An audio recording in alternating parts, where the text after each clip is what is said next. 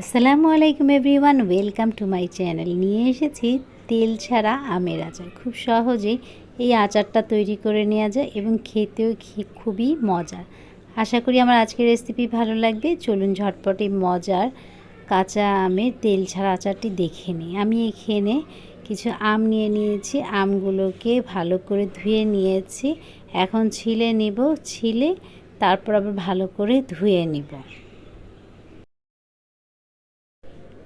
এখন আমগুলোকে আমি কেটে নিব, কুচি কুচি করে কাটবো। আপনারা চাইলে মেশিনের সাহায্যে কাটতে পারেন, তবে গলে যাবে আমগুলো, সেজন্য আমি এভাবে ছুরি দিয়ে কেটে নিচ্ছি। দেখুন, এরকম একটু বড় বড় থাকলেও ভালো হবে।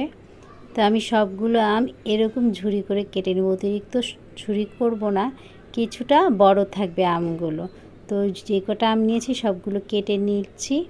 দেখুন, সবগুলো আম আমার কেটে নেওয়া হয়ে গিয়েছে। এখন আমি একটা বাটিতে নিয়ে নিয়েছি, সাথে এখানে 1.25 কাপ পরিমাণ চিনি দিয়ে দিচ্ছি।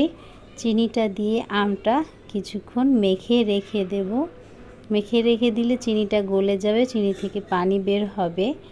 এই ফাঁকে আমি কয়েকটা মশলা নিয়ে গুঁড়ো করে নিচ্ছি। এখানে নিয়েছি মৌরি, এটা আস্ত ধনিয়া এবং 5 ফোড়ন, হাফ চা চামচ পরিমাণ করে নিয়েছি। নিয়ে ভালো করে ভেজে নিচ্ছি অল্প হিটে। সুন্দর করে ভেজে ঠান্ডা করে আমি গুঁড়ো করে নিচ্ছি ব্লেন্ডারে। এই ফাঁকে আমটা আমার চিনিটা গলে গিয়েছে। এখন আমি চুলায় একটা হাঁড়ি বসিয়ে আমটা নিয়ে নিয়েছি, তাতে স্বাদ অনুযায়ী লবণ দিয়ে দিচ্ছি হলুদ গুঁড়ো হাফ চা চামচ পরিমাণ এবং মরিচের গুঁড়োও দিয়ে দিচ্ছি হাফ চা চামচ পরিমাণ। দিয়ে এখন আমি নেড়ে চেড়ে নিব। দেখুন, চিনিটা গলে কিন্তু পানি বের হয়ে গেছে। আগুনের হিটটা কিন্তু মিডিয়াম রাখতে হবে, অতিরিক্ত আগুন রাখলে আমটা সেদ্ধ হবে না। আমি কিন্তু তেল ছাড়াই আচারটা বানাচ্ছি, তেলের ঝামেলা নাই। খুব সহজে আমের আচারটা তৈরি হয়ে যায়, আর খেতেও কিন্তু খুবই ভালো লাগে।